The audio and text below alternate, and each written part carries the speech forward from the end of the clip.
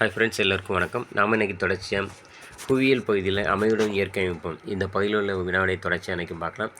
கைலாஸ் மலைத்தொடரில் உருவாகி அரபிக்கடலில் கலக்கும் ஆறு எது? சிந்து.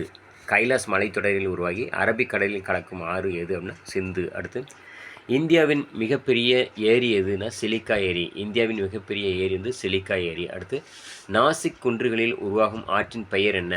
கேதாவரி. நாசிக் குன்றுகளில் உருவாகும் ஆற்றின் பெயர் வந்து கேதாவரி. அடுத்து, காஷ்மீரில் உருவாகும் கணவாய் எது? சொஜிலா. காஷ்மீரில் உருவாகும் கணவாய் எது? சொஜிலா. அடுத்து, மகாநதிக்கும் கிருஷ்ணா நதிக்கும் இடையே காணப்படும் கடற்கரை பெயர் என்ன?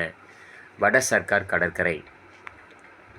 மகாநதிக்கும் கிருஷ்ணா நதிக்கும் இடையே காணப்படும் கடற்கரை பெயர் என்னன்னா வட சர்க்கார் கடற்கரை. அடுத்து, இமயமலை வடக்கு பகுதி மலைத்தொடர் எவ்வாறு அழைக்கப்படுகிறது? ஹிமாத்ரி என்று அழைக்கப்படுகிறது. இமயமலையின் வடக்கு பகுதி மலைத்தொடர் வந்து எவ்வாறு அழைக்கப்படுகிறது அப்படின்னா ஹிமாத்ரி என்று அழைக்கப்படுகிறது. அடுத்து, டூன் பள்ளத்தாக்கு காணப்படும் இடத்தின் பெயர் என்ன? சிபாலிக்கு.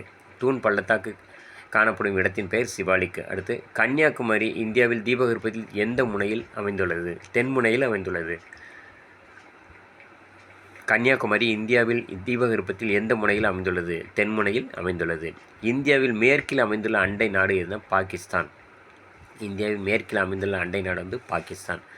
இங்கிலாந்தை விட இந்தியா எத்தனை மடங்கு பெரியது? இங்கிலாந்தை விட இந்தியா எத்தனை மடங்கு பெரியதுன்னா 12 மடங்கு பெரியது. ஜப்பானை விட இந்தியா எத்தனை மடங்கு பெரியது? 8 மடங்கு பெரியது. ஜப்பானை விட இந்தியா 8 மடங்கு பெரியது. கொல்லேரி ஏரி எந்த கடற்கரை சமவெளியில் அமைந்துள்ளது? ஆந்திர கடற்கரையில் அமைந்துள்ளது. கொல்லேரி ஏரி எந்த கடற்கரை சமவெளி பகுதியில் அமைந்துள்ளதுன்னா ஆந்திர கடற்கரை பகுதியில். அடுத்து, பண்டல்காண்டு உயர்நலம் அமைந்த பகுதியின் பெயர் வந்து யமுனையின் தென்பகுதி.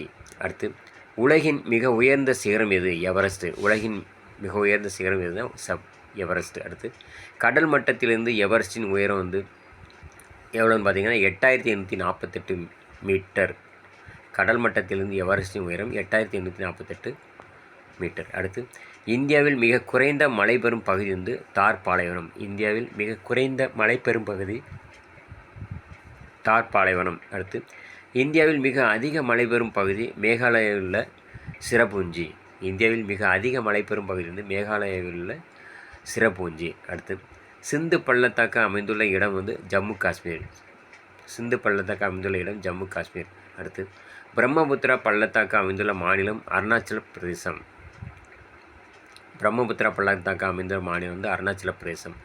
பாஞ்சியா சுற்றியுள்ள கடல் பகுதி எவ்வாறு அழைக்கப்படுகிறது? பாந்தராசா என்று அழைக்கப்படுகிறது. பாஞ்சியா சுற்றியுள்ள கடல் பகுதியை எவ்வாறு அழைக்கப்படுகிறதுனா பாந்தராசா என்று அழைக்கப்படுகிறது. நம்ம சேனல் தொடர்ச்சியாக முழுமையாக ஸ்கிப் பண்ணாமல் பாருங்கள்.